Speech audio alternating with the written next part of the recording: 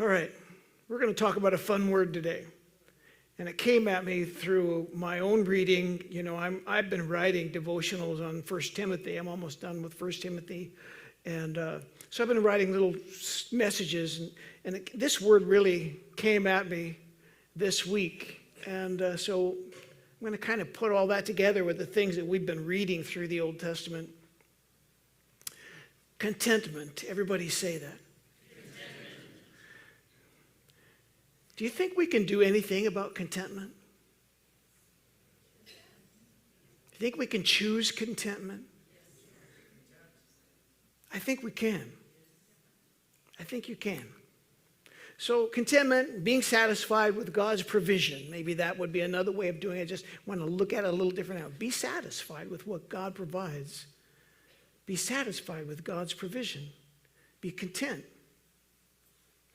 But before we go there, we're going to take a little commercial break, which is 2021, which has to do with the 3 P's, right? The first one is prepare, proclaim, and persevere. These are 3 words I want you to remember all year long. What am I supposed to do, God? What are we supposed to do? When you see the things that are coming at you through our culture right now, how are we to respond? Prepare, proclaim, and persevere. Just remember those 3 words. Keep showing up and don't give up. Don't give up. Don't give up on anybody. Don't give up on anybody.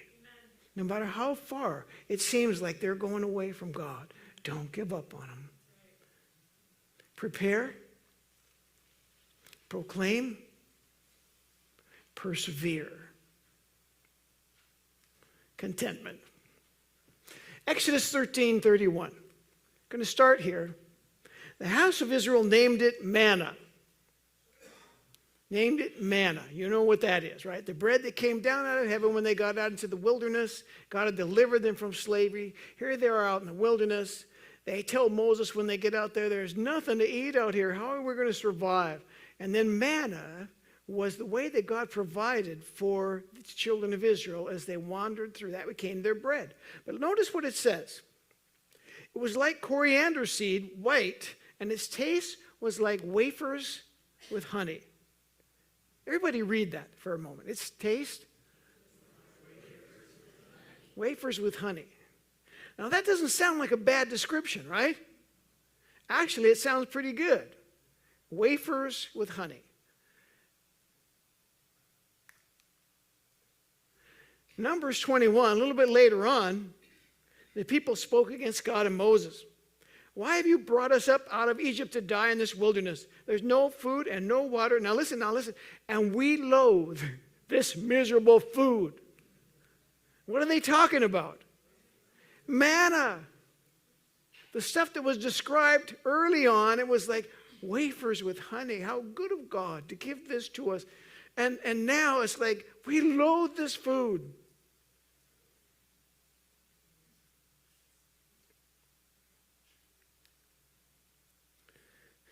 Back in Exodus, thinking about their bondage here, the Egyptians compelled the sons of Israel to labor rigorously, made their lives bitter with hard labor in mortar and bricks, and had all kinds of labor in the fields, and all their labors which they rigorously impose upon them. Their lives were bitter with hard labor. Exodus chapter 2, verses 23 to 24. The sons of Israel sighed because of their bondage, and they cried out. And their cry for help because of their bondage rose up to God. God heard their groaning. They were not having a good time. They're crying out to God. Slaves. At least they've been in Egypt for 400 years at this point. And they're crying out to God because of their bondage is so severe. They cried out, and God heard their groaning.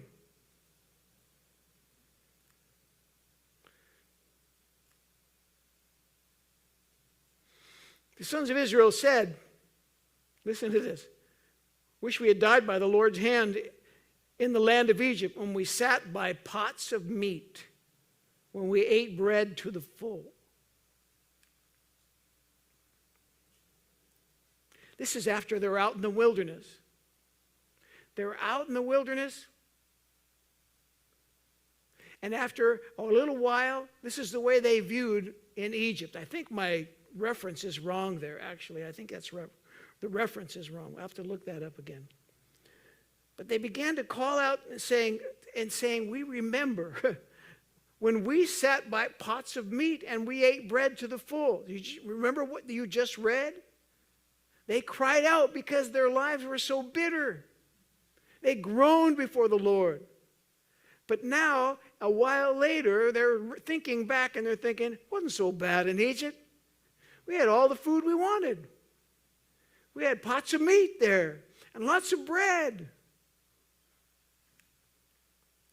What changed their minds? What changed their mind? How did they get from wafers with honey to miserable food? How did they get from, God, we can't stand it, our life is so bitter, to saying, we had everything we needed. We had all pots of meat and bread. None of you have ever gone through this kind of thing, have you? What changed their minds from thinking about bitterness to thinking it's not so bad here? Wish we'd go back there. What changed their mind from thinking wafers like bread? This is so good. And if you think, I think C.S. Lewis calls it the law of undulation. It's the human condition.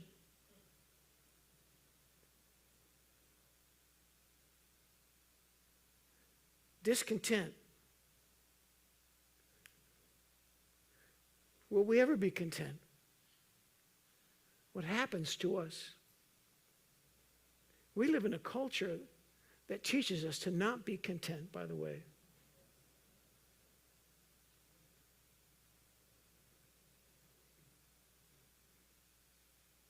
You get a fine new car, and the next year, up pops this commercial, and you see a new little gadget on another car, and you're going, man. Next year's model is bigger, it's better. It really is a crazy thing when you start thinking about. I like to visit some of the older homes in Paso Robles. 2 bedrooms, 1 bath, little 1-car garage.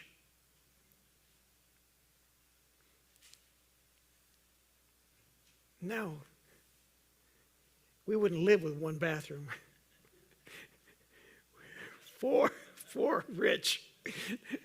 We need to, I don't want to say anything.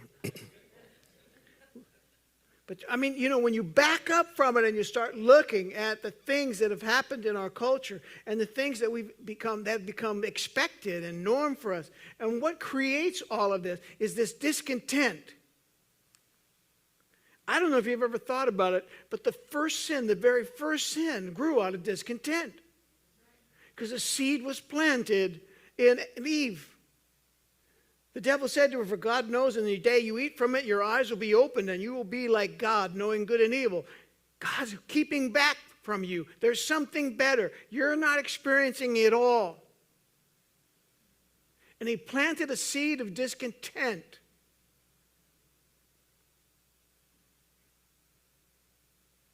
When the woman saw that the tree was good for food and that it was a delight to the eyes, that tree was desirable. It's desirable. It's like all of a sudden that became the only tree in the garden. They had plenty of trees. They could eat from any of the trees. They had this beautiful garden. They went everywhere. They had everything they needed, everything they wanted.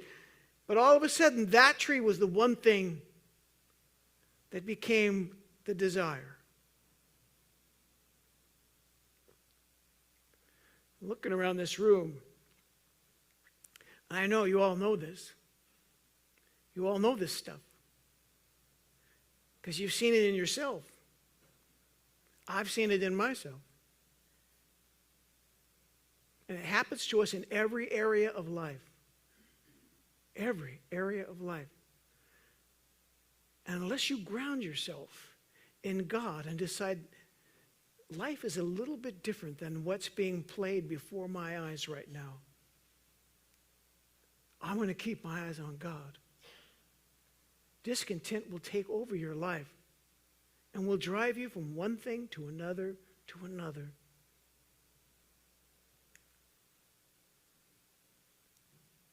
This is the passage in 1 Timothy that I got to write about this week, but this is what kind of sparked me to just be thinking about this whole idea of contentment. Godliness actually is a means of great gain when accompanied by contentment. Godliness and contentment. Godliness and contentment.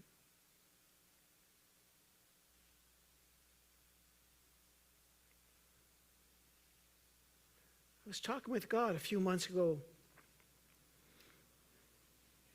and I just realized that this overwhelming sense of like, I just want to be godly. I really want to be godly. I really want to be able to present a godly life. Not to get anything, not because I just want to live my life the way that God wants me to live my life. And the strange thing is that it was planted in me on that day, and I thought that would be enough. That would be enough. To be able to look in the mirror and think, I'm doing what God wants me to do, and I have no regrets.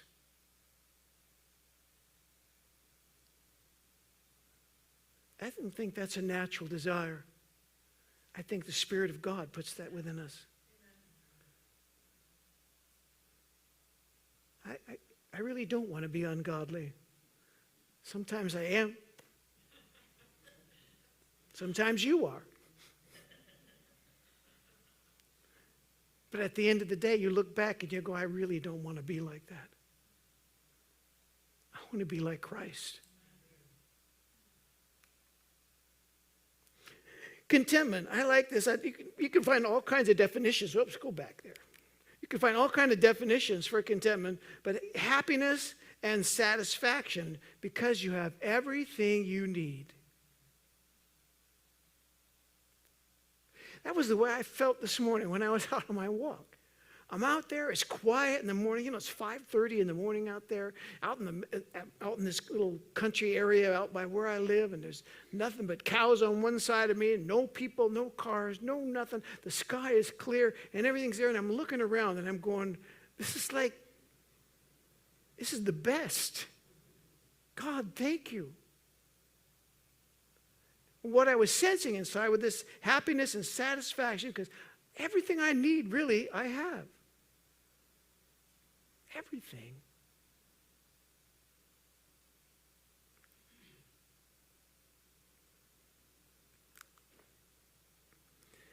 I know you're familiar with this psalm, Psalms 23. Say it. The Lord is my shepherd. I shall not want. But just pause and just think about that line for a moment. The Lord is my shepherd. The Lord is my shepherd. The Lord is my shepherd. The Lord is my shepherd. I shall not want.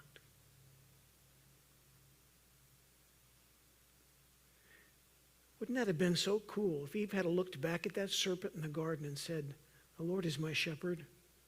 I shall not want. The Lord is my shepherd. I've got everything I need. Which is how different translations put it this way. I looked at a few different translations. I have all I need.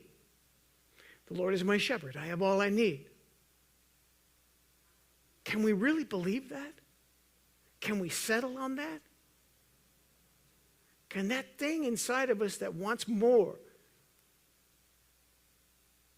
that keeps coming at us and saying, you don't have the best, the latest, the best, can we say back that I've got everything I need? And be content with that. I have all I need. Here's another translation. I lack nothing. I shall not be in need.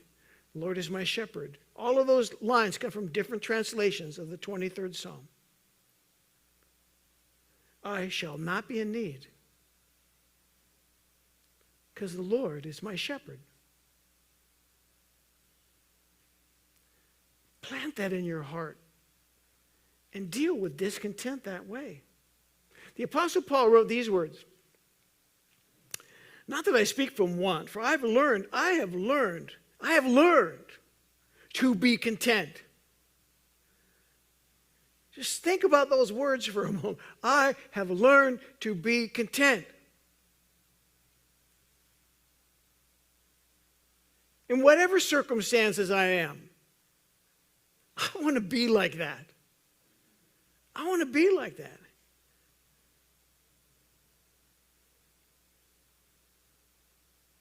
Adam, you need to say that when you get, assigned to a work detail that, a day or hours or a shift that you don't like, oh man, I got the bottom shift here or whatever. I mean, come on.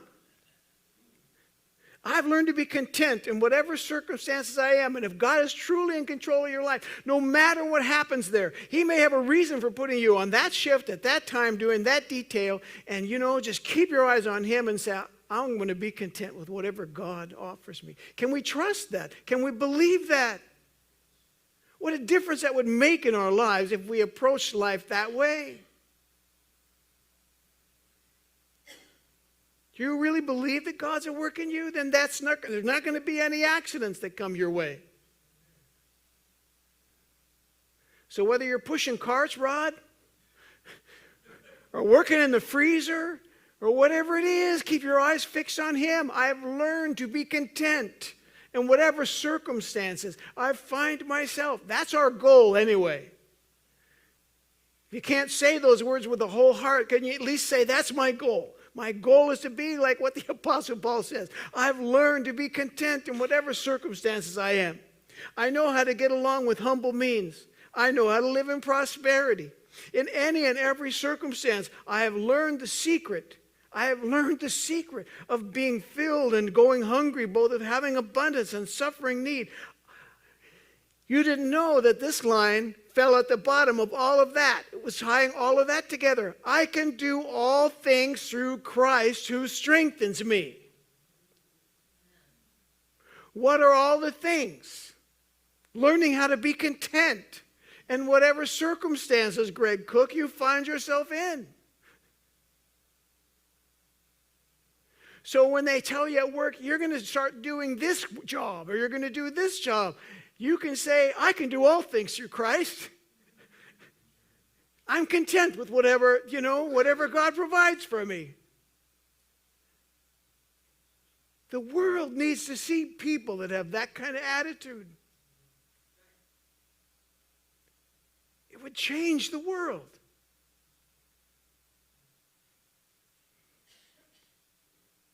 Thank you, Paul, for writing those challenging words. So let's put this all together here because it's communion. I want to just wrap this up. So, number one, don't let discontentment capture your heart. Recognize it when it comes knocking on the door. Recognize it when it comes knocking on the door. That's discontentment. That's not very pretty to the Lord. Don't let it capture your heart. Because that's what happens. You have a choice about it. You have a choice.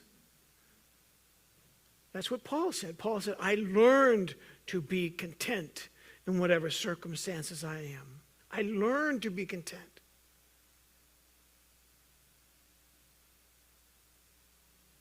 The children of Israel would have made the wilderness would have been a wonderful place. It could have been heaven if they'd have learned that. But they were discontent in everything, weren't they? They were. Don't let discontentment capture your heart. The way that you accomplish that, or the way is like this. Be thankful in everything. Everything. everything.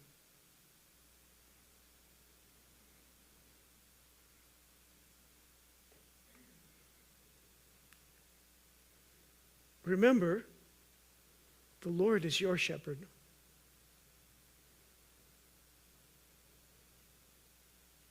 The Lord is your shepherd. The Lord is your shepherd.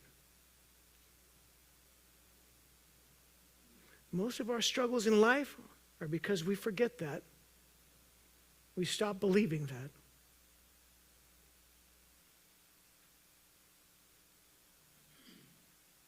Choose to believe it now, this day. I don't know what you're facing. I don't know what kind of stuff is pointing in your direction on this day. But look at that and say, the Lord is my shepherd. He's got it under control.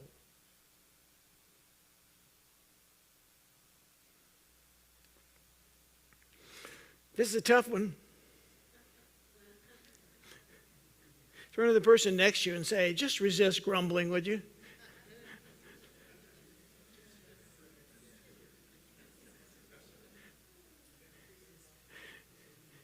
Ruth, did you say that to Bill back there? Did you say that to him? You didn't, did you? I wouldn't either. I mean, look at the guy. Bill, resist grumbling.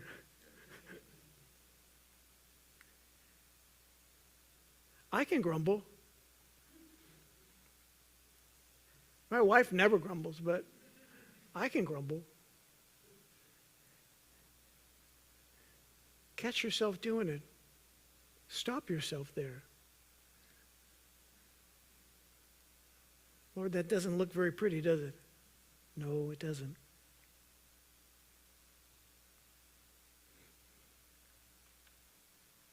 Resist grumbling. This is really the bottom line of it all. Trust God's love. He really wants the best for you. We read that this week in our Bible study at Wanda's house. We read that. If you, being evil, know how to give good gifts to your children, how much more will your heavenly Father give good gifts to you?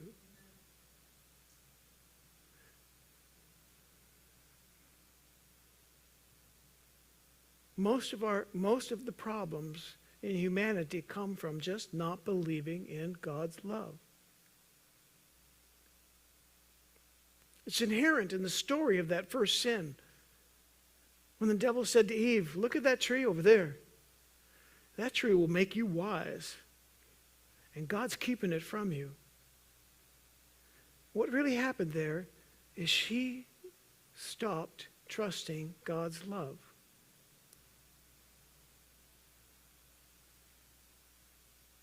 God's care for her. If she'd just held on to that. And the Bible is the story of mankind forgetting God's love. Wasn't that it? They got to the promised land, sent 12 spies out, come in and say, yeah, it's a good land. God was right about that, but we can't do anything about it because there's giants in that land. It's like, what did they? They forgot God. They didn't know to say, the Lord is my shepherd. He's watching over me. But you know it. You and I do. And we're going to need to hold on to that more than ever in the world that we live in now.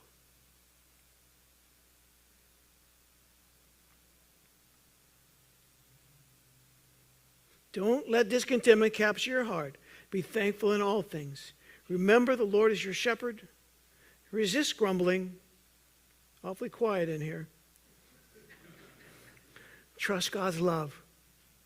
He wants the best for you.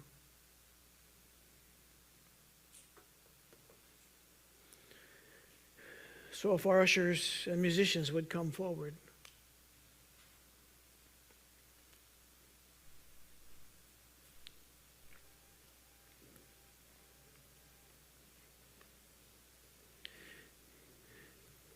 communion doesn't stand on its own. It's not something that, has no context for. To understand things, we have to put them in the context that they were given.